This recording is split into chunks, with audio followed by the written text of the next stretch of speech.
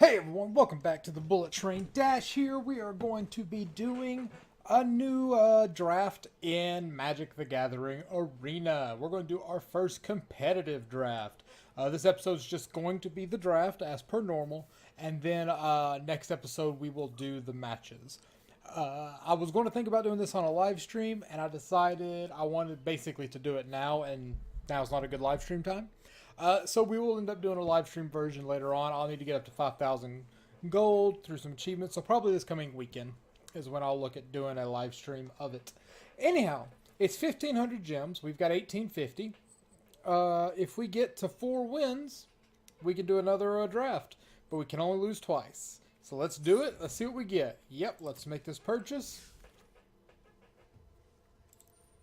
Alright, our rare is Grand Warlord Rada. 3/4 haste for 4. Whenever one or more creatures you control attacks, add that much mana of any combination to your to your mana pool. You don't lose it until end of phase. So basically he can hit the field, swing with everyone, put a bunch of stuff on the field as or in the second main phase, or use it to cast spells. We got the the Thorn Elemental. A 7/7 for 7. Which is not bad. But he can assign combat damage as though it weren't blocked. What does that mean? So, if I attack with this die, he doesn't have trample. So I attack with him. You throw a 1/1 in front of him. He's going to assign 7 damage to that to that 1/1. And no damage to the opponent. If he had trample, he would assign 1 damage to that creature, and 6 would carry over to the opponent. However, he will guarantee 7 damage to the opponent. Because even if they block him with like 10 toughness of creatures, he can choose to just ignore that he was blocked. Or if they block him and then sacrifice the creature that they blocked with, he still swings. So he's actually a really good card.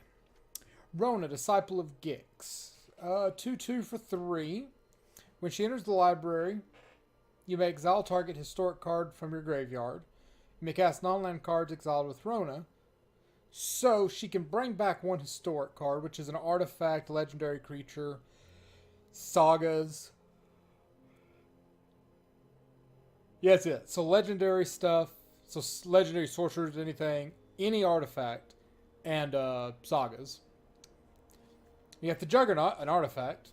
Oh, you can also exile top card of your library. She's alright. I'm not sure. I've seen her be really good in draft, and I've seen her be really meh. It's also, these two are also 2 color, and I don't want to dive into something super quick. Dub's alright, but not the best. Invoke the Divine, destroy artifact or enchantment. Both are pretty strong in this set. So getting an Invoke the Divine for our sideboard, if we end up that color, would be nice. Now, Academy Drake is just good. A 2/2 flyer for 3, or you pay 7 and you get a 4/4 flyer, which isn't the worst. This is a slower format. Blazing of Belzenlock. Creature gets +2/+1 till end of turn. If it's legendary, it also gains lifelink, so you can get some life gains off that. Vicious Offering. 2-drop to weaken a creature.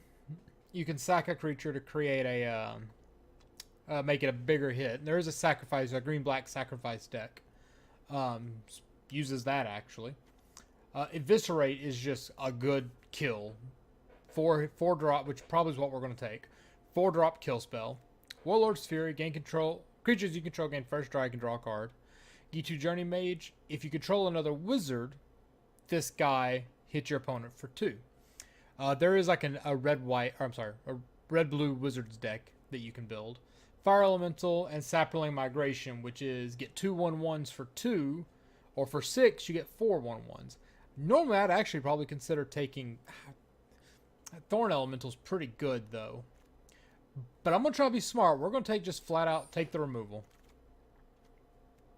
Cast Down, that's another removal. With Garna, this one only hits non-legendary, but it's also an instant. Garner the Blood Flame. Flash, so I can cast her anytime I can cast an instant. Or, yeah, her. When she enters the battlefield, return to your hand all creature cards in your graveyard that were put there this turn. So I can basically get cards out of my graveyard using her. We have the Drudge Skeleton. This one's tricky. It's a 3-drop 2/1. You can pay 3, tap Drudge Sentinel, it gains indestructible till end of turn. A lot of people misread this at first. It's not pay 3 and tap Drudge Sentinel to give it indestructible. It's pay 3, tap it, and it gains indestructible. So you can declare a block, even if he's and tap it or whatever. You can swing, it's already tapped, they block, you can pay 3, make it indestructible. So there's some tricks there to be had. Stronghold Confessor is a solid card. It's a 1/1 for 1 with Menace. And for 4, so even mid-game, you can kick it and get a 3/3 with Menace. Also good. Keldon Overseer, he's alright. He can take control of a creature for part of a turn. Seismic Shift, meh. We're going to take Cast Down. So I've got 2 removal spells now. Soul Salvage lets you return 2 target creature cards from graveyard to your hand. Baird, Steward of something. Steward of something or somewhere. Steward of Argiv.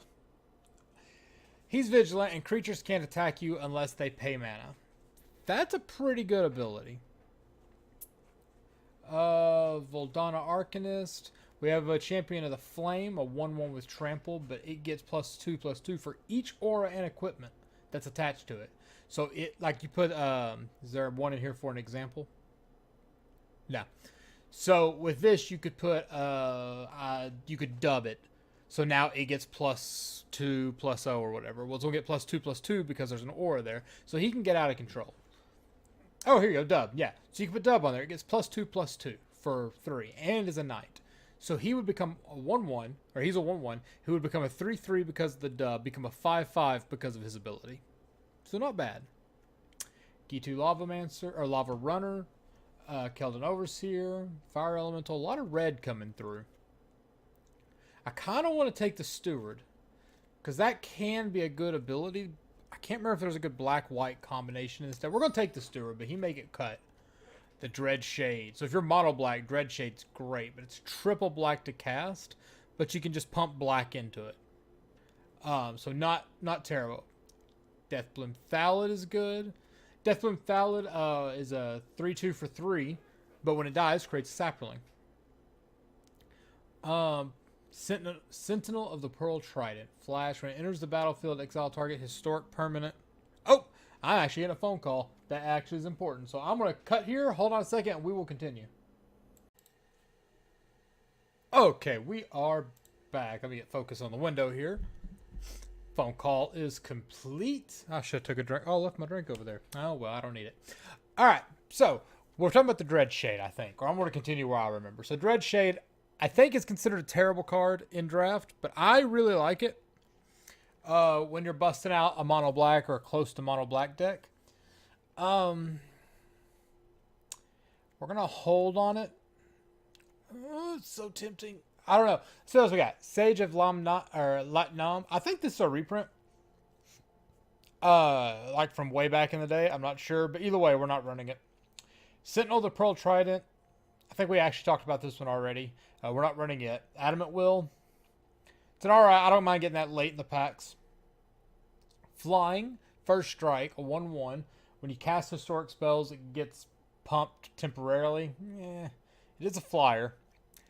Excavation Elephant. When Excavation Elephant enters the battlefield, if it was kicked, you can return artifact cards from your graveyard to your hand. Not terrible. Tolarian Scholar is just a wizard, which matters. Deathbloom Thallid. When it dies, create a token. Fiery Intervention. Deals 5 damage to a creature or destroy an artifact. Not the worst. Crozen Druid is a 2/3 for 3. And if you kick it, you gain 10 life. And his kick is 4, 5, 6, 7, 8 mana. So if you get him late game and you can kick him with nothing else to do, 10 life gain, pretty sweet. But if you're going to take a green card of this pack, you take the Mammoth Spider, which has reach, which might be what we take. I think I'm going to take the Thallid, stay on black for right now. Yeah, we're going to take the Thallid, but the Mammoth, I'm tempted. The Shade will probably wheel, to be honest. So we're going to take the Thallid. Precognition Field. I love this card. You just may look at the top card of your library. There's no restriction. Just do it. Any time of the game you have priority, look at the top card. You may cast top card of your library if it's an instant or a sorcery.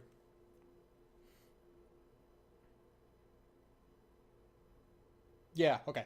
I was trying to figure out how that would work with other things. Anyhow, we have the Howling Golem. So this is a callback to the Howling Mine. Howling Mine was at the beginning of each player's upkeep, they draw a card. So this one was when it attacks or blocks, each player draws a card. 2/3 for 3, not the worst. Healing Grace, it's like a healing salve. Prevent 3 damage and gain 3 life, still terrible card. Arcane Flight, +1/+1 in flying, that's not a bad card. Befuddle, just make the creature not do much and you get the card draw out of it. It's alright. So the Voltaic Servant. This card can be an unexpected champion. At the beginning of your end step, untap target artifact. There is an artifact legendary in the set called Traxxas, I think. It's a beefy artifact that comes into play tapped and only untaps when you play a historic spell. But it's an artifact, so he can untap it. Windgrace Acolyte, when it enters the battlefield, put the top 3 cards of your library into your graveyard and gain 3 life. Not a bad card. Llanowar Envoy, basically mana filtering. Got the old Snapper. It's not a terrible card at all. I'm tempted to take the Arcane Flight. A little bit of evasion. Yeah, we're going to take it. Oh, we got Grun. Grun the Lonely King. For 6 mana, you get a 5/5 that swings as a 10/10 if he swings by himself. Or, you get a 10/10 for 7. Or no, I'm sorry. 9 mana. You get a 10/10 that swings as a 20/20. But he does not have Trample. Getting Trample on him is extreme. Oh, but there's a Baloth Gorger here. And that's a 4 mana 4/4. Or an 8 mana 7/7. Again, no Trample. I don't actually know. Or you just get a short sword.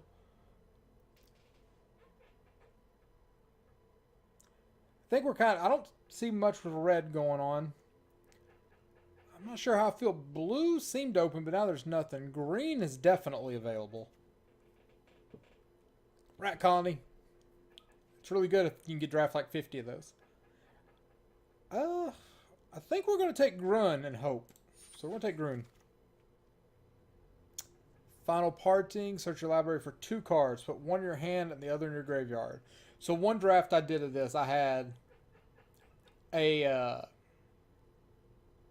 Saga that would made your opponent sack a creature, then discard a card, and then you could put any creature from any graveyard into the battlefield. And I had the Undying Dragon, which is this massive 7/7 haste trample dragon.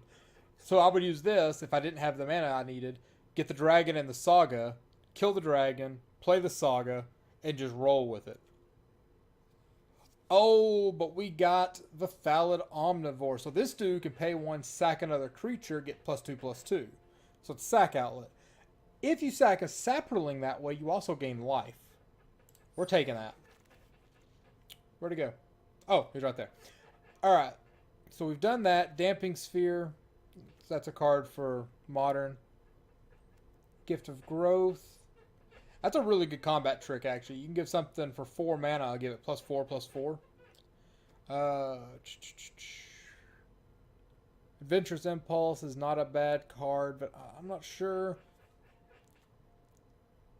We're going to take the Construct there. When he dies, it creates a 1/1 counter on something. That's not bad. So now that we're this far in, we're taking the Thorn Elemental. And now we have nothing in our colors. Figures.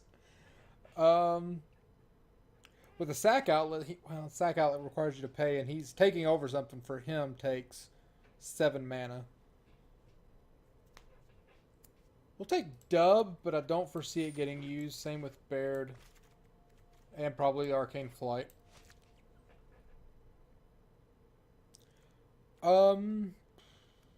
Take the Fire Elemental.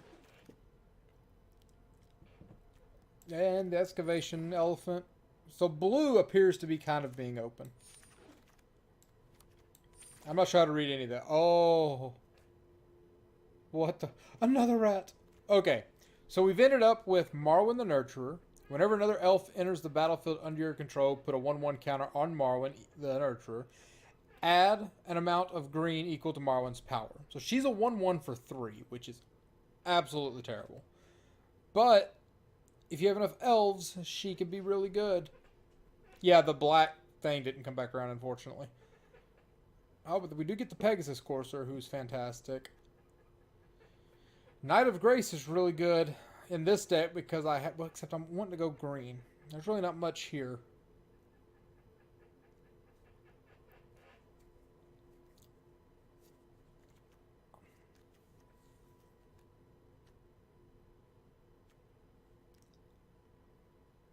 So I'm not sure if Marwyn and maybe grab us a couple of fixer elves. That seems like you're trying. I'm getting greedy there. This guy just gives something flying. This guy can give Grun flying. If I can somehow splash white. Oh, but then Grun would lose his ability because he's not attacking alone. Yeah, that's not as good.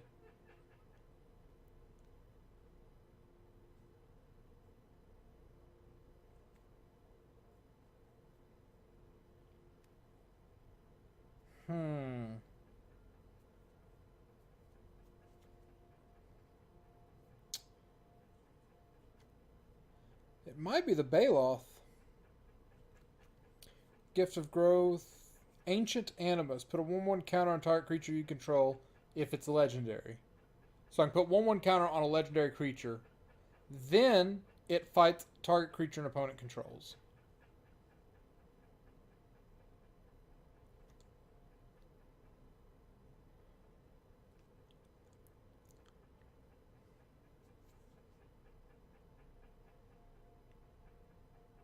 I don't know. This is terrible. We're going to take the Baloth. It's a lot of double green. I don't like that. Oh! Both of these are fantastic. Why were they in the same pack? Alright. Wild Onslaught was stupid. Put 1/1 counter on each creature you control, or put 2. Okay, that's a... Fuck.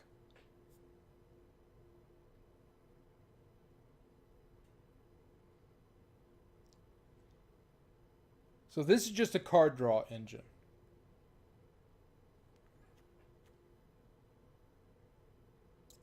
Pay 2, draw a card. This gives all my, so far, one source of Saprolings, +1/+1.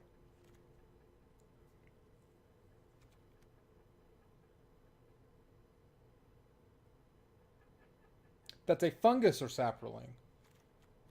So that guy and that guy. Yeah, we're going to take the Spore Crown Thallid. Slinvoda. The Amaranthian Wall. Defender that you can give indestructible. However, it's just a brick. Walk around the damn thing. Alright, the Cabal Paladin. 4-drop, 4/2. Damages opponents when you cast Historics. I think I may take another Sparring Construct, to be honest. Don't like the Rat Colony. Or take Sparring Construct. Avard the Cursed. Oh, he's alright. Chainer's Torment. What's this do? Oh, yeah, that's the bad one. That's, like, awful in every way possible. See, Elf. Dark Bargain. Look, top 3 cards of the library. Put 2 of them into your hand, the other on the bottom. Or other into your graveyard.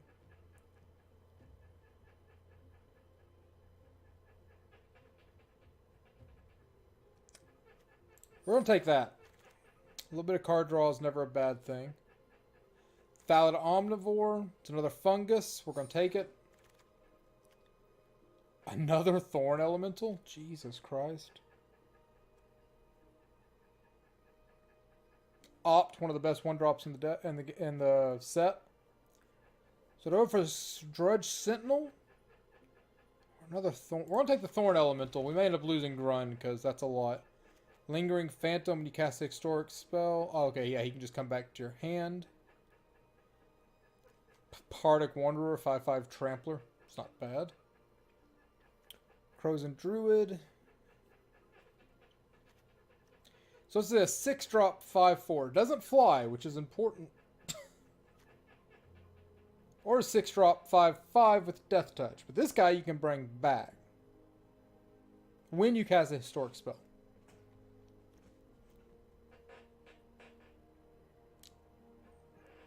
Yeah, I'm taking Bardic Wonder.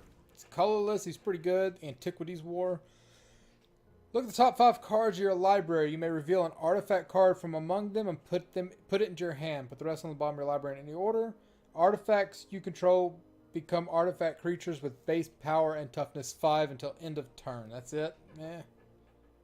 Almost rather just take the 3rd Sparring Construct. Yeah, we'll take it. Shield of the Realm. Gift of, yeah, we'll take the Gift of Growth. Gift of Growth's not bad in any way, shape, or form. Take the Demonic Vigor.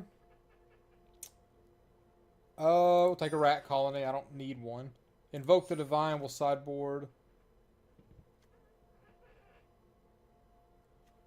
Yeah, Skirt Prospector and Opt. Really? Opt went all the way around? Alright. Let me pull some stuff out of here real quick. Alright, what we get? What the hell? Narumeha? Other wizards... Oh my god. Other wizards you can control get +1/+1. When Narumeha enters the battlefield, copy target instant or sorcery spell. So you can cast her while having something else on the stack and cloak it. Or cloak it. Copy it. And Adeliz. Oh my god. There was such a human wizard deck apparently.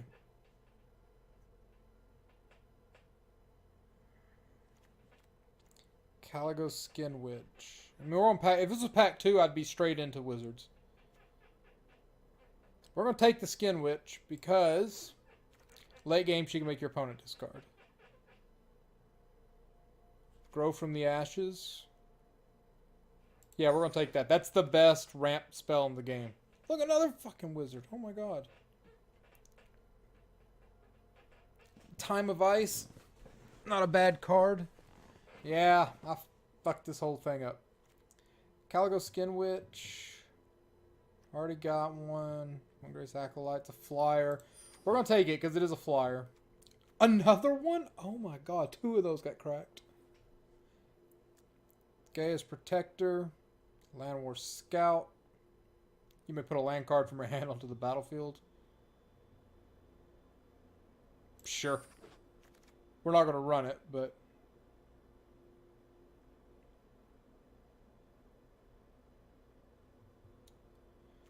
Divest, yeah, that lets me possibly early snag something big from them. Pierce the Sky, we're going to sideboard. Venturous Impulse. Primeval's Glorious Rebirth. Oh, another Divest, we'll take that. Oh, take on color. Oh, fuck you.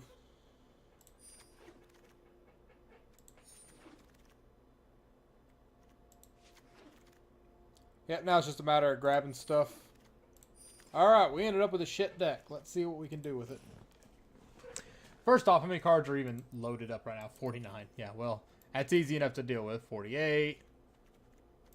47. Okay.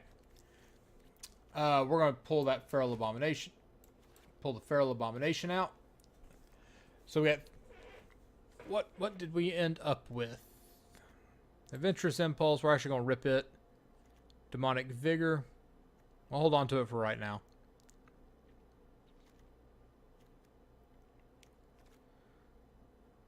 I'm just kind of skimming through what we've got.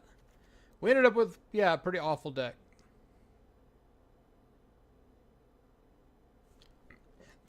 Where are we at? So we need to cut 5 cards. Let's take a look at what we're holding on to. We have 18 creatures, 10 non-creatures. Probably want to cut 3 spells and 2 creatures. So what 3 spells would I rip out of here?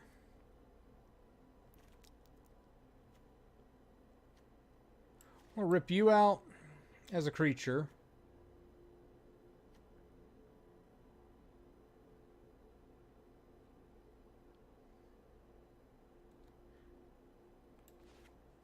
Rip you out. Reason we're ripping that out is because that's the only double black spell we've got. So that helps our mana base. It's a great spell, but I don't think it's going to matter. This deck's not going to do... Oh, we got 2 rat columns? Yeah, get those out of here. Hell, that might have... That pushes us to what? 15 and 9? Alright. So I need to pull one more card out. We got huge end curve here. But we got a little bit of ramp. What's Dark Bargain do?